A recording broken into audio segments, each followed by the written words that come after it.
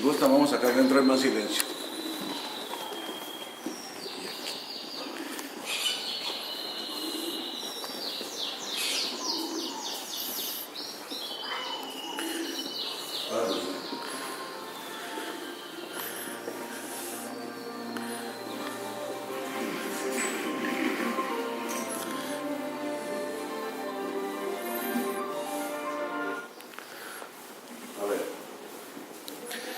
Siéntate.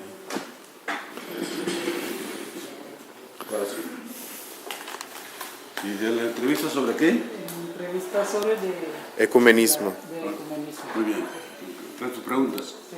Bueno, pues. Entonces, queremos saber cuál es su opinión sobre el ecumenismo. Bien.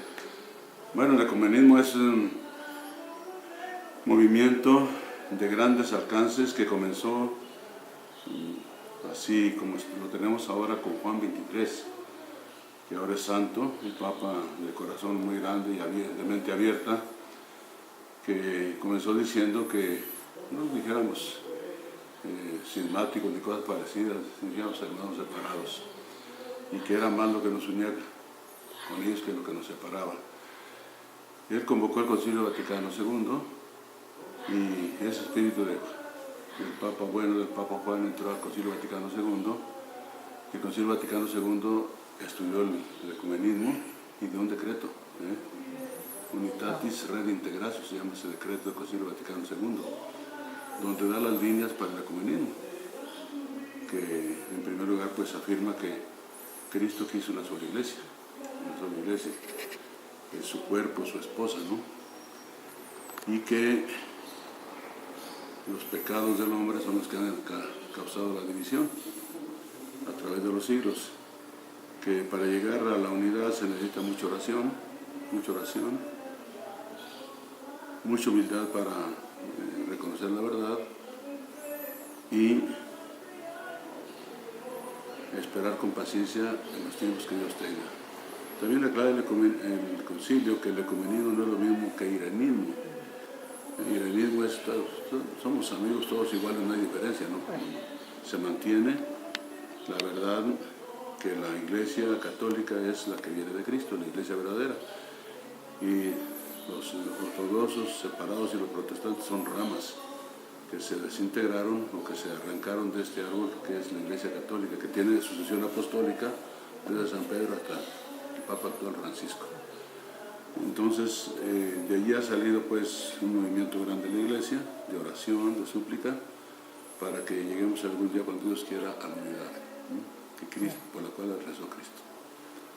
Y con ¿cómo se desarrolla el diálogo ecumenismo en la iglesia, sobre todo en esta iglesia de Guadalajara? Mira, el diálogo ecuménico tiene que ser con las iglesias serias, eso hay que aclararlo, ¿verdad? Entonces el diálogo ecuménico es con los ortodoxos que tienen pues prácticamente casi todo lo nuestro, la devoción a los santos, la Biblia entera, los sacramentos y todos los concilios y documentos hasta el siglo XI de la separación. También con las iglesias serias que nacieron de la Reforma, las grandes confesiones cristianas que nacieron de la Reforma, que no tienen el diálogo. Dialogar con otros grupos que son pseudo cristianos, pues entra en otro apartado, ¿no? Sería el diálogo interreligioso, no sería ecumenismo, ¿no? Aquí en Guadalajara pues, tenemos anglicanos, con ellos sí se lleva un diálogo, yo he estado alguna vez con ellos, celebré alguna vez con ellos, con los anglicanos, son serios, pero hay otros grupos que no, que son las iglesias estas electrónicas, ¿no? Nacidas en Estados Unidos, o grupos que, pues con ellos, ni están ellos dispuestos al diálogo, ni hay mucho, digamos, campo común para dialogar, ¿no? Mucho menos con esta secta, la Luz del Mundo, que tiene un origen muy turbio, ¿no? Entonces, aquí, ¿qué se hace? Desde luego se organiza muy bien la semana de oración por unidad de los cristianos, del 18 al 25 de enero, ¿no? Se hace esa semana de oración y se invita a todos, también a los no católicos, a rezar por unidad.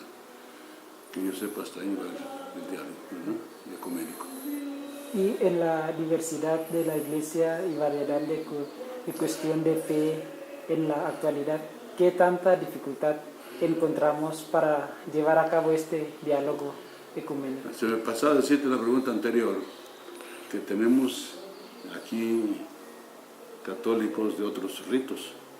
Están los maronitas, tienen su iglesia prestada, San Pedro Apóstol, ellos dicen su misa cada semana con toda la serenidad del rito oriental, ¿verdad? Y también tenemos un grupo que se llama la Fraternidad de San Pedro. Es un grupo que se desprendió un poco de los lefebrianos y está ya con la Iglesia Católica y busca atraer a los demás lefebrianos a la Iglesia Católica.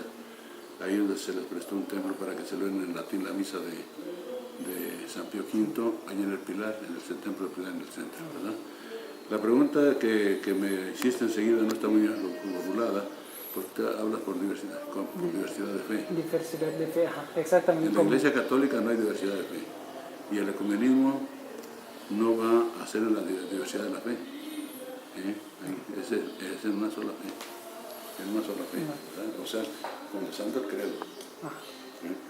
Okay. Entonces, ¿cómo se invoca el Consejo Pontificio para la promoción de la unidad y cuál es la idea de la Iglesia? La Santa Sede, para poner en práctica el decreto del concilio, pues formó un consejo, como tú dices, un consejo para promover la unidad. Y ese Consejo Pontificio, que estuvo siempre presidido por grandes figuras cardenalicias, ¿no? Ha llevado un diálogo de mucha altura con los jefes de las iglesias cristianas separadas, con los ortodoxos y protestantes. Se celebran continuas reuniones. El Juan Pablo II tenía mucho interés en ello, él mismo asistió a esas reuniones.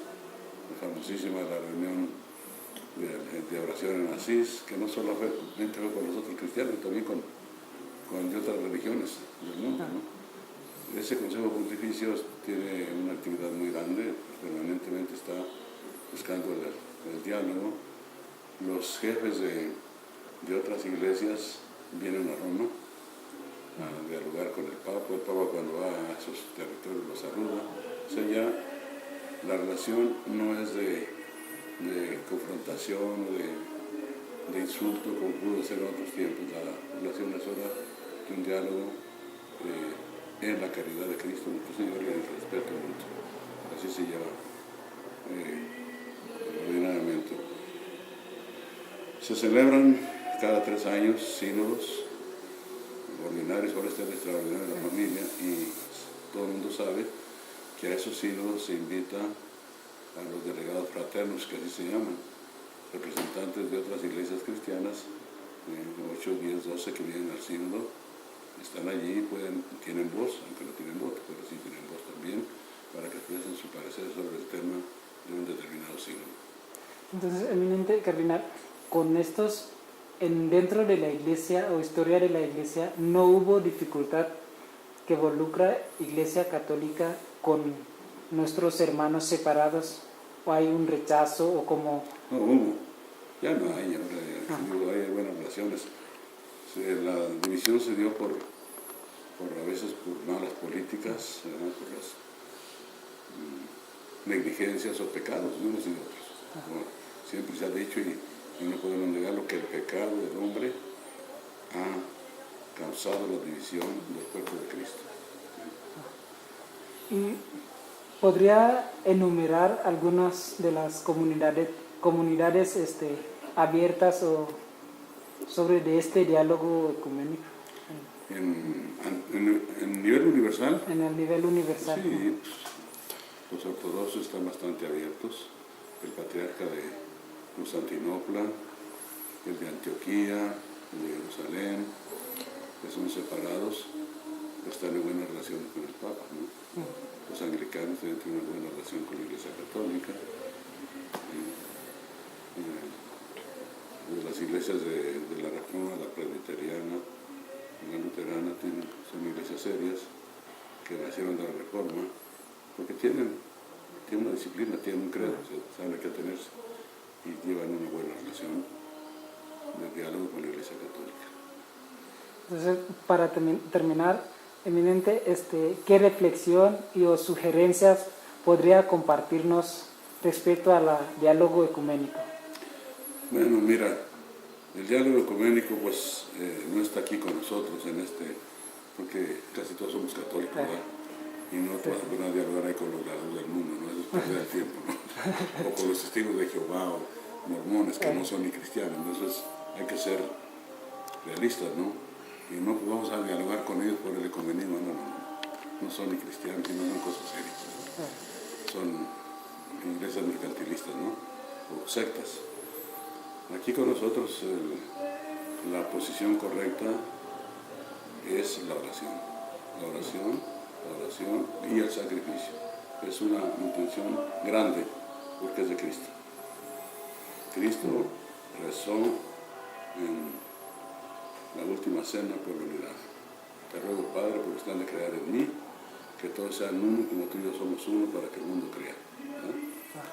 Y esa oración de Cristo debe ser imitada por todos los que somos de Cristo. Ofrecer súplicas y oraciones al Señor por la unidad de los cristianos y ofrecer también sacrificios y mortificaciones como la de cumplimiento del deber o de las enfermedades que nos vengan, o rechazar las tentaciones, ¿verdad? Todo eso es abono para esa gran intención de Cristo que es la unidad de los cristianos, ¿no? Bueno, gracias.